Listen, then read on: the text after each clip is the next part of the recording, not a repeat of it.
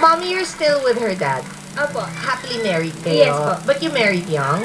Yes po, 18 years old. Oh, pregnant ka? Yes po. Sorry. Diretso ng tanong para wag na tayo umikot-ikot pa, di ba?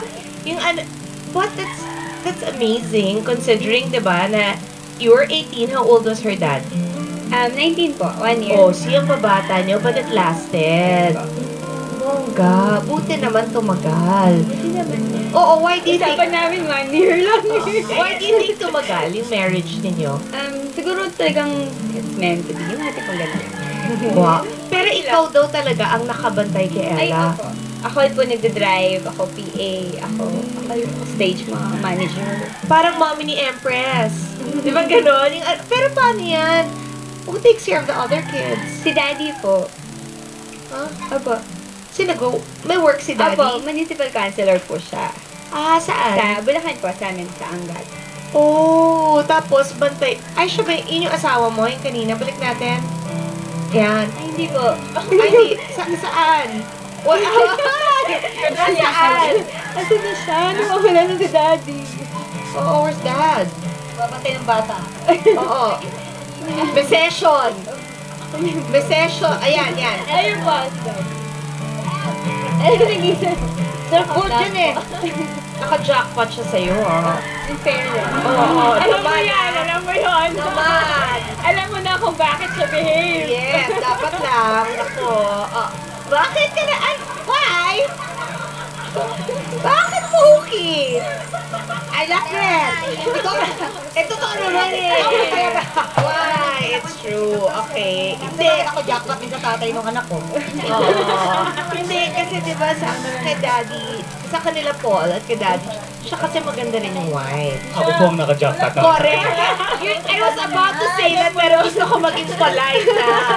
Kasi anyway, wala naman asawa niya yung sa'yo. Ikaw wala nandito ka. Pero ikaw, sinuwerte ka talaga sa misis mo. Tinan mo, oh, ang ganda ng wife. At sobrang blessed din po ako sa mga anak ko. True. Married young ka, hindi naman. Married young po, almost 21 years old ako nung kinasal kami. 20 ka lang nun.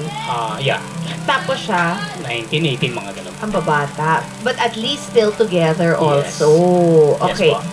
Pero ikaw din, di ba? Super bantay ka? Pag wala po akong show sa out of town, ako po talagang tumututok. More on ako po talagang tumututok sa set. Kasi di ba siguro pang-anim na guesting yun na to Oo sa nga, akin. paulit. Parati niyang sinasabi, di ba, na mas close siya talaga sa'yo. Opo. Why? Siguro dahil lalaki po siya, kaya more on mga daddy daw po pag boys. Yun yung guest mo ka, mommy? Hindi rin. Hindi po. Parang... Wow, naman yung wife? Hindi. Walang ganun din po. ka-close? Ano? Only girl daw po siya eh. Okay. Kayo, folks, sinong mas nakatutok? Ikaw or ang nanay mo? Yung totoo. Juhin tsaka Lola. Yung brother mo na yung blue yung bedroom? Yes po. Yung nakita ko, oo. Siya ang mas tsaka yung nanay ko kasi naintindihan naman nila yung trabaho ko. So, ayun. Pero pagka wala naman akong trabaho, ayan. Talagang ako lahat. Pero 'di ba, may instance nabasa ko to dun sa research na medyo napagalitan mo talaga si May kasi sinagot-sagot niya ang nanay mo. 5 years ago, talagang Ilang taon siya noon? 10? 11? 10, mga 10. 10 years old siya. Paano sinagot?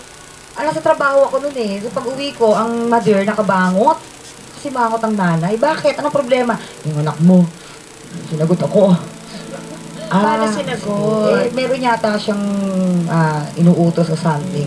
Medyo hindi maganda yung pagkakaano. Kinausap ko siya, closed door. Kita rito. Meaning, parang may pinapagawa Opo. sa kanya tapos sinagot niya na Yes, na hindi maganda. Sabi ko, alam mo kung gaano ko kamahal ang nanay ko, kung gaano ko nirerespeto. Ngayon, kung gusto mong respetuhin ka na magiging anak mo, respetuhin mo ako at ang lola mo. Hindi naman niya inulit na. See, it really matters na kakausapin ng mga anak at i-explain ko ano yung tama, ano yung mali, di ba? And yung related, parang it works if you're related towards the future. Na what if ikaw na ang nandito sa posisyon na to?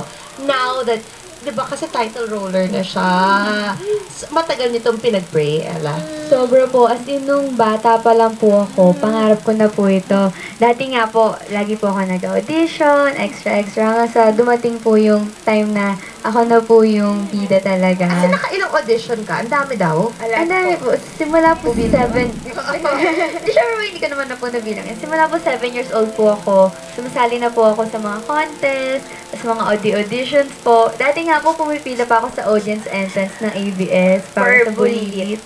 Pero di ba you also played, tama ba ako? Sa Marimar ba? The Young Marian? Opo.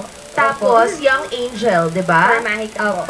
Tapos dito, Young Christine, Opo. di ba? In Dahil sa dahil sa pag-ibig ko. sino pang mga pinortray mo na younger version of? Yung Valerie Concepcion din po for Atlantica. Atlantica po. Wow, Then, tapos? meron din po sa mga MMK. Meron din po ako doon. Nag-young, Empress po ba yan? Nag-young ate Try mo Empress. na mag-young JV. May tanong lang ako.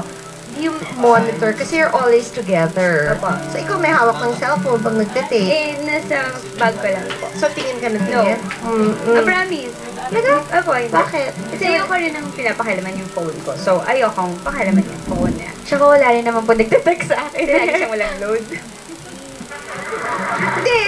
Pwede naman mag-text sa'yo. Ikaw lang di makareply. Hindi ko po siya pinapakilaman. Talaga? Kasi turning 16, di ba? Pwede na bang ligawan? Not yet. Not yet. Tsaka ayaw din po niya. Sure ka? Opo, promise. Okay, bakit? Kasi po, syempre, di ba, marami pa naman po akong pangarap. Hindi lang naman po ito. Syempre, tsaka may pag-aaral pa po. Yun po muna ang priority ko. Tsaka na lang po, darating din naman po yung panahon na, tsaka na lang po yung love. Ito po muna, yung pangarap ko, tsaka pag-aaral. Ikaw? Yes po, madam. Oh, what? May naliligaw na sa kanya, di ba? Meron na ba? Tinanong ko, sabi ko, may naniligaw na ba sa'yo? Meron naman. Sa bagay, matakot kapag wala. Oo. Pero, meron daw. 16, di ba? This May. This May. Oh, in 2 weeks. Yes, sabi ko, pero may boyfriend ka ngayon, totoo. Wala, mama. Pero sa open ang bahay natin, ha? Para sa maniligaw. Sinabi mo, mas gusto mo na sa bahay Gusto ko pumunta. sa bahay. Para nakikilala ko yung tao, kung anong klaseng pamilya, kung ano, di ba? Kasi anak, ang linig ko sa'yo, praning ako ngayon, dahil nag-iisa ka na ng kayamanan ko eh, di ba? Kung mula nung nawala yung kuya mo, ikaw na lang. So, sa kanya, have you allowed her to go out with a group? Parang manood ng movie na may girls, may boys. Pinapayagan ko siya, pero alam naman niya, automatic, kailangan kasama yung tuloy niya. So may bantay. Minsan sinasabi niya, ma, manonood kami ng mga kaklase ko. Okay lang ba kasama si Tito? Yun, sa kanya na nanggagaling mismo. Okay, sure, why not? Gusto ko yan. Na nandun. Opo. Oh, okay. Sa inyo? Does he go out already na siya lang or parati ka nandyan? Kasama pa rin po kami parents, pero sa likuran lang din. Why? Siyempre po, unang-una kailangan kilala ko yung mga friends niya, kung sinong kasama niya nanonood ng movie, or nagta-time zone sila. You check, di ba? You have his password for Twitter. Even sa cellphone niya may password siya. Kaya sabi ko, Paul, bakit may password ka na nasa cellphone mo? So binigay naman niya agad. Dati yung anak ko, ganyan. Ako may password. Tanggalin mo to. Yung ano mga ganyan. Tanggalin niya. Tinanggal niya. Pag di mo tinanggalin, babawin yung cellphone mo. Tinanggal niya yung password. Why did you put a password? Yun yung ano, di ba? Yung 4 digits na para ma-on yung cellphone o why? Yung totoo. Kasi po, parang lahat naman po ng mga kaibigan ko may password din. Kasi minsan kapag naiiwan mo yung phone mo, o kunwari nanakaw po, di ba?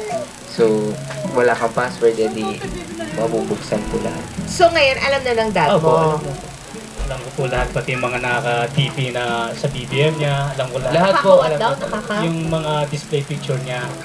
So, Ay, nakikita ko lahat contact sa BBM. profile pic. Yes. Oh. Yes po. Nakikialam ka din doon. Nag-Blackberry po siya dahil sa BBM ko. Para monitor. Oh. Kahit si mami po, kaya sabi ko, huwag niyo na ako i-add. Pero wala pa akong Pati magawa. sa Facebook. Yes, alam ko po na. Ganun din talaga. Lalaki inyo, natatawa yung dalawa, pero paalala lang. Even yung laptop namin, kailangan nakikita ko. Kahit, let's say, kumakain kami sa table, wala siyang laptop sa room niya, sarili Kailangan nasa labas yung nakikita rin namin. Why?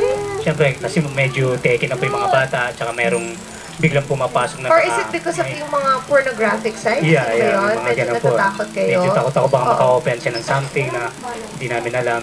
Ito kasi minor pa nga. Oh, okay. Ikaw gano'n ka din? Nung May, una, may laptop ba si May? nag-aral po ako kasi Dr. Vicky Bello, thank you po sa laptop na regalo niyo. Oh, so Dr. Vicky Bello, I siya. love you.